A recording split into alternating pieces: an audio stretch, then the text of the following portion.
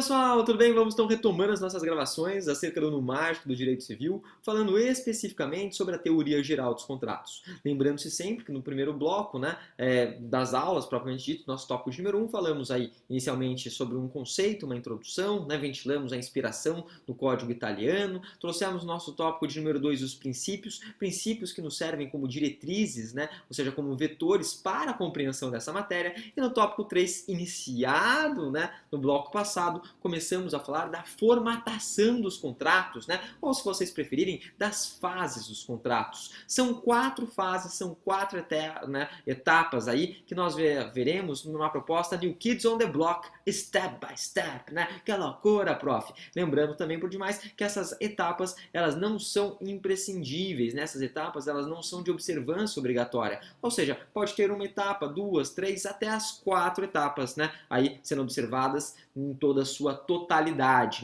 Ou seja, todo o seu itinerário, todo o seu iter, Tudo bem, tudo tranquilo, em toda a sua jornada. De qualquer maneira, falamos aí para vocês, da nossa primeira etapa, primeira fase no bloco passado, ventilamos etapa de negociação, etapa de tratativa ou pontuação. Uma etapa que não está cunhada, talhada no Código Civil, uma etapa, por demais, que traz, na verdade, uma proposta não formalizada. Por essa proposta não estar formalizada, ela não vincula as partes. Lembrando, contudo, tão somente e todavia, que no caso, o princípio da boa-fé deve se fazer presente, a boa-fé objetiva, até mesmo para evitar uma chamada responsabilidade de natureza pré-contratual. Vamos, então, para a nossa segunda etapa, Nosso 3.2, segunda fase. Nessa segunda fase, falamos da etapa da oblação, da policitação, ou até mesmo, se vocês assim preferirem, da proposta, Lembrando-se sempre que policitação vem de policitante, que é o solicitante, aquele que realiza a proposta, ou proponente, enquanto oblação vem de oblato, Aquele que recebe a proposta, o solicitado.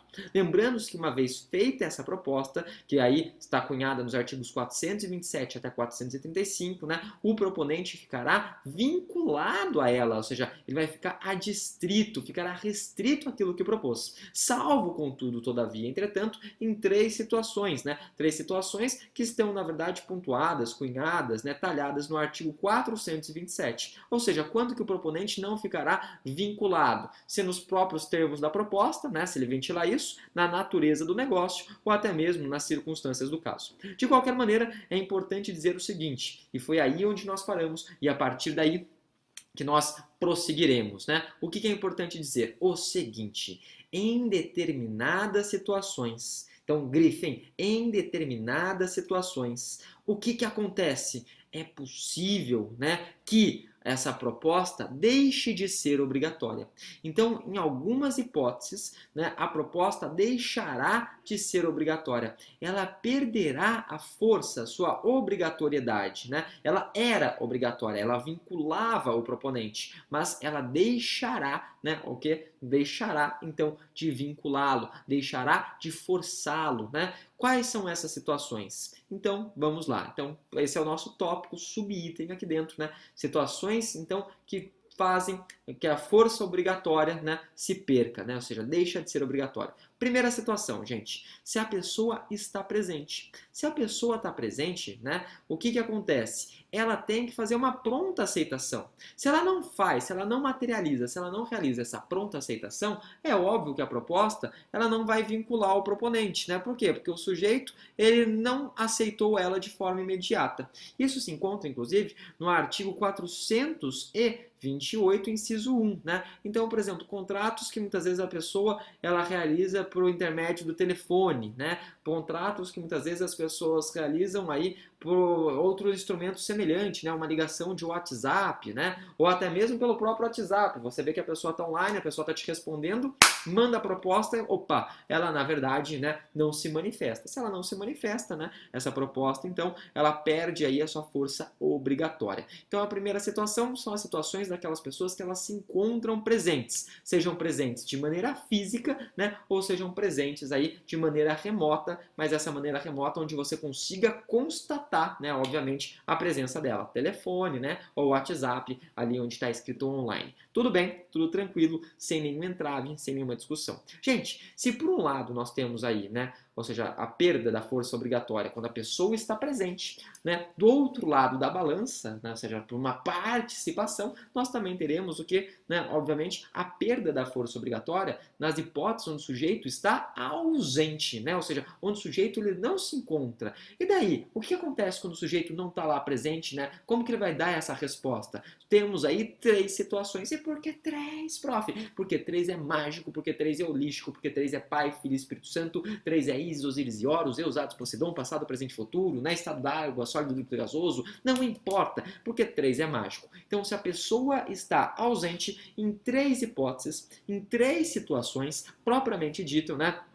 Haverá a possibilidade da perda da força obrigatória do contrato. A primeira hipótese que a gente pode trazer para vocês, né, com relação ao ausente, seria aí se decorre um prazo teoricamente suficiente para ter chegado à resposta. Então a gente está falando, muitas vezes, já daquelas propostas que são propostas epistolares. Epistolares, prof, significa que a pessoa que fez a proposta estava pistola, estava puta, né? Claro que não. Significa, na verdade, que a pessoa realizou essa proposta por carta. Só que demorou tanto tempo para a pessoa dar o feedback, dar o retorno, que obviamente, né, o sujeito não está mais vinculado. Ou seja, nós só vamos observar isso, obviamente, de acordo com o tempo do prazo, ou seja, o tempo que foi decorrido aí, obviamente, esse interstício para que se chegue à resposta. Se demorou demais para chegar à resposta, a gente tem a presunção, então, obviamente, que o sujeito não quis dar a resposta, razão pela qual, então, é como se ela não tivesse sido aceita, razão pela qual, então, por consequência, né,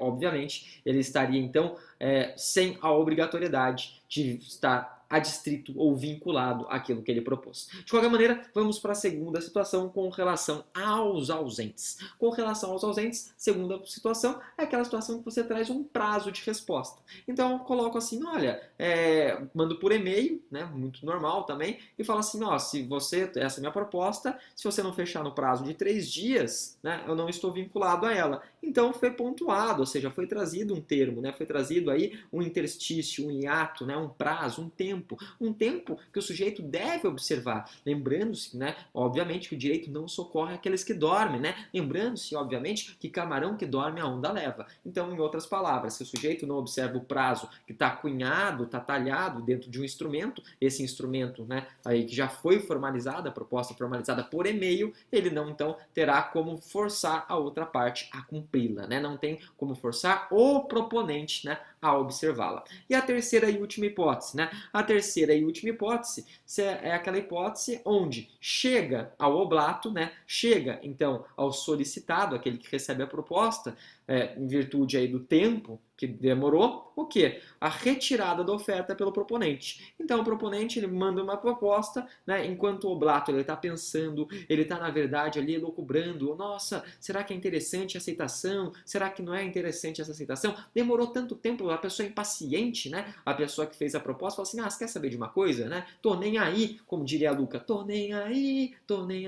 E daí eu mando, né, ao mesmo tempo uma mensagem, falo assim, ó, sabe aquela proposta? Já era, né? Charlie Brown, aí já era, né? Sabe aquela proposta? Já era, Jorge Mateus. Então, em outras palavras, né? Tipo, desfaça aquela proposta que eu fiz, porque essa proposta não tem mais assento. Essa proposta não tem mais o que? Não tem mais aplicabilidade, né? Então, se chega ao conhecimento do oblato, né, o desfazimento daquela proposta, ou seja, né, o chamado, né, não chega nem a ser distrato, porque a gente nem fez contrato propriamente dito, né? Então, chega aí a informação de que o sujeito não quer mais. Que sujeito? O proponente. Que sujeito? O solicitante. Que sujeito? O policitante. Tudo bem? Tudo tranquilo? Então, até aqui, super sossegado. Até aqui, então, super de boa. Prof, já está terminando na verdade, essa fase? Está terminando. Mas para terminar essa fase, propriamente dita, quero trazer com vocês 3 ponderações. E por que 3, prof? Porque 3 é mágico, porque 3 é Harry, Ron e Hermione,